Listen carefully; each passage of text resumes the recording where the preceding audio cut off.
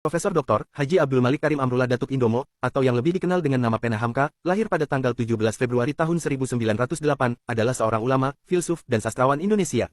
Ia merupakan sosok yang meninggalkan jejak penting dalam sejarah bangsa dan agama. Dibayangi oleh nama besar ayahnya, Abdul Karim Amrullah, Hamka remaja sering melakukan perjalanan jauh sendirian, mengejar ilmu dan pengetahuan. Setelah merantau ke Jawa pada usia 16 tahun, ia pulang ke Padang Panjang dan membesarkan Muhammadiyah. Pengalaman ditolak sebagai guru di sekolah Muhammadiyah mendorongnya untuk pergi ke Mekah. Lewat bahasa Arab yang dipelajarinya, Hamka mendalami sejarah Islam dan sastra secara otodidak. Kembali ke tanah air, Hamka bekerja sebagai wartawan sambil menjadi guru agama di Delhi.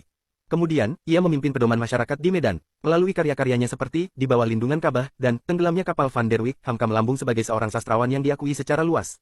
Selama Revolusi Fisik Indonesia, Hamka bergerilya di Sumatera Barat bersama Barisan Pengawal Nagari dan Kota (BPNK) untuk memperjuangkan persatuan rakyat melawan kembalinya Belanda. Pada 1950, Hamka pindah ke Jakarta dan terlibat dalam politik sebagai anggota konstituante mewakili Masyumi. Sikap politik Masyumi menentang komunisme dan anti-demokrasi terpimpin memengaruhi hubungan Hamka dengan Presiden Soekarno. Hamka menjadi bulan-bulanan dari pihak PKI dan Lekra karena kedekatannya dengan Masyumi. Ia dituduh melakukan gerakan subversif dan plagiat atas karyanya Tenggelamnya Kapal Van der Wijk. Meskipun menghadapi tuduhan dan cobaan, Hamka tidak pernah menyerah. Pada tahun 1964, ia ditahan dan dipenjara di Sukabumi. Namun, bahkan dalam keadaan sakit sebagai tahanan, Hamka berhasil merampungkan Tafsir Al-Azhar.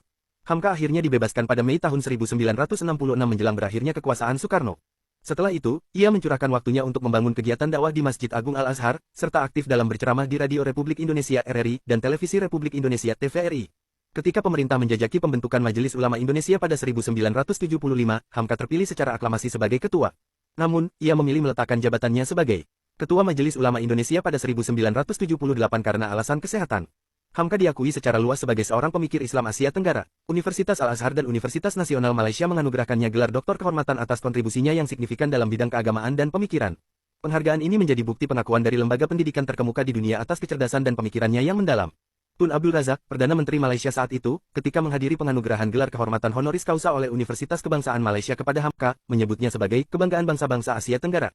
Hal ini menunjukkan betapa tingginya apresiasi dan penghargaan yang diberikan kepada Hamka di tingkat internasional. Selain itu, Hamka juga mendapatkan penghargaan di tingkat nasional. Ia diberikan gelar guru besar oleh Universitas Mustopo atas sumbangsihnya dalam bidang keilmuan dan pendidikan.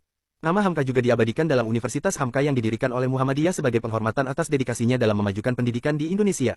Tidak hanya itu, pada akhir perjalanan hidupnya, Hamka diberikan gelar pahlawan nasional oleh pemerintah Indonesia.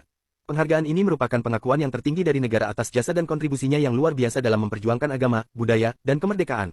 Kutipan terbaik dari Hamka yang menggambarkan semangat dan dedikasinya adalah, "Aku berdiri di atas tanah leluhurku, bernegara di dalam dunia Islam, menentang kezaliman dengan segala tenaga, menjunjung tinggi keadilan dan kemanusiaan."